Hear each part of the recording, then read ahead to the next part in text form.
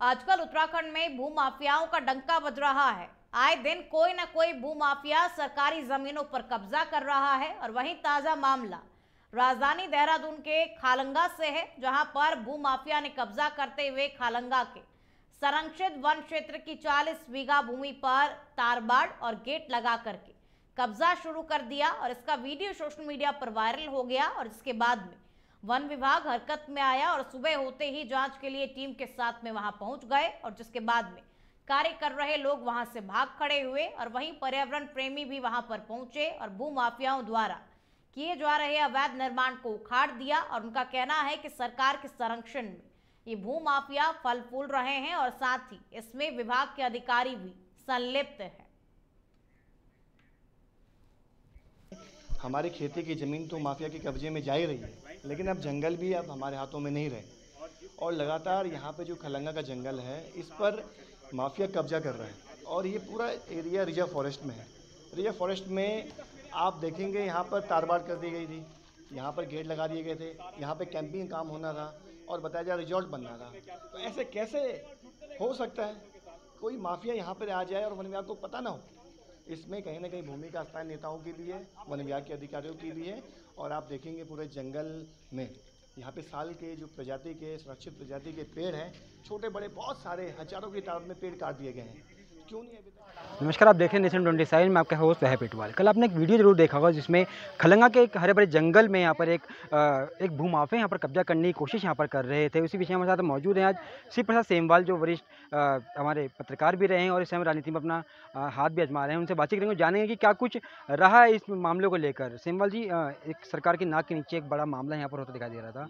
एक भूमाफिया यहाँ पर जो 40 बीघा का जो लैंड है उस पर यहाँ पर कब्जा करने की कोशिश कर रहा था। किस प्रकार देखते हैं इसे आगे के लिए? ये लगभग 40 बीघा पूरी जंगल की ज़मीन है। आप देख सकते हैं ये साल के जंगलों से पूरा सघन वन क्षेत्र है और यहाँ पर जो है फॉरेस्ट के मुनारे भी आपने कवर किए होंगे। फॉरेस्ट ने अपनी हदबंदी भी कर रखी है। उसके बावजूद ये हद है कि फॉरेस्ट के अधिकारी इस भूमाफिया के साथ मिले हुए हैं, राजस्व विभाग के अधिकारी इस भूमाफिया के साथ मिले हुए और बाकायदा दोनों मिलकर के भूमाफिया से जंगलात की ज़मीन को कब्जा करा रहे हैं। हमारी सरकार से निवेदन है कि जीरो टॉलरेंस का परिचय देते हुए तत्काल आप एक ज्वाइंट कमेटी बनाइए, ज्वाइंट इंस्पेक्शन कराइए और जो भी भूमाफिया इसमें शामिल हैं और जो भी अधिकारी कर्मचारी इस पूरे प्रकरण में शामिल हैं, इस पूरे दौर में जितने भी लोग इसमें जिनकी जिम्मेदारी बनती है इस जंगलात की ज़मीन पर अवैध कब्जों को रोकने की, उन सब के खिलाफ कठोर कार्रवाई की जाए ताकि अन्य अधिकारियों को और अन्य स्थान के लोगों को भी जो है भूमाफिया इस तरीके के जो लोग गलत लोग हैं उनको भी एक मैसेज जाए, उनको भी एक प्रॉपर एग्जाम्पल सेट।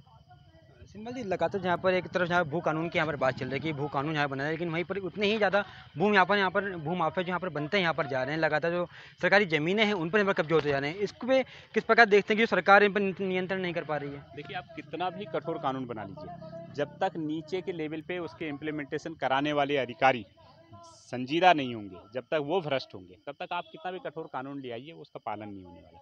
तो कानून का डर होना चाहिए, न सिर्फ अपराधियों पर बल्कि उस कानून का जो इम्प्लीमेंटेशन कराने की जिनके ऊपर जिम्मेदारी है, जब तक उनके ऊपर भी कानून का डर नहीं होगा कि इम्प्लीमेंटेशन ठीक से नहीं कराया गया या इन कानूनों का जिसने मखौल उड़ाया या मजाक किया या उल्लंघन किया, तो उनकी भी जिम्मेदारी जब तक फिक्स नहीं होगी तब तक इस तरीके के बड़े कानूनों का कोई ठोस निर्णय निकलने वाला नहीं है, कोई ठोस नतीजा नहीं निकलेगा। इसलिए हमारा निवेदन है सरकार से कि जो भी लोग इन 20 सालों के दौरान जब से ये पूरा खेल चला आ रहा है तब तक इन सबके खिलाफ कार्रवाई, और जो वर्तमान डीएफओ है और वर्तमान जो यहाँ पे राजस्व विभाग के पटवारी तहसीलदार हैं इनके खिलाफ कार्रवाई होनी चाहिए। एसडीएम क्या कर रहे हैं, ये जो फॉरेस्टर है, ये रेंज अधिकारी हैं या जो फॉरेस्ट गार्ड है, ये क्या कर रहे हैं, इनका क्या काम है?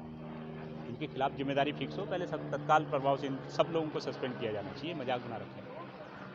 जी हाँ, वैसे भी इतनी बड़ी लैंड की बात करें, इतनी बड़ी लैंड में कब्जा करना कोई आसान बात तो नहीं होती, कि जो मिली भगत तो यहाँ पर जरूर चली होगी। इससे पहले भी खलंगा के जो जंगल है इनको काटने की बात उठती है, उसके बाद एक बड़ा आंदोलन यहाँ पर चला था, उसके बाद भी ये चीज़ हो रही है। सीधी सी बात है कि फॉरेस्ट गार्ड का काम क्या है और रेंजर का काम क्या है? जिम्मेदारी है ना जंगलात की। कोई घर में सोना या जंगलात में पिकनिक बनाना तो नहीं है। तो इनको तत्काल प्रभाव से सबसे पहले तो इनको सस्पेंड करना चाहिए इस तरीके का, और इनकी कोई भी मिली भगत इस तरीके की साबित होती है इनको तत्काल बर्खास्त करना चाहिए। अगर इसके सरकार के संरक्षण के होगा, जब तक सरकार के पैसा नहीं जाएगा तब तक ये कुछ नहीं हो सकता। जो नीचे बैठा होगा उसको वो पीछे से ऑर्डर आएगा, क्योंकि पैसा सीधा 40 बीघे। अगर कोई 5 बिस्से का कर दे उसमें तो एकदम बुलडोजर लेके आ जाते हैं। आज कोई बुलडोजर वगैरह कुछ लेके आए है? अगर गवर्नमेंट को पता है, सब कुछ पता रहता है गवर्नमेंट को, लेकिन आज कोई कार्रवाई नहीं हुई। आज करी है तो हम लोगों ने करी है। और वो जो करने वाले थे वो अपना इस टाइम चले गए, क्योंकि उनको ही पता है कि हम गलत कर रहे हैं। तो ये गलत तो हम होने नहीं देंगे अपने उत्तराखंड में। अपने पेड़ जंगल ज़मीन को हम बचा के रहेंगे।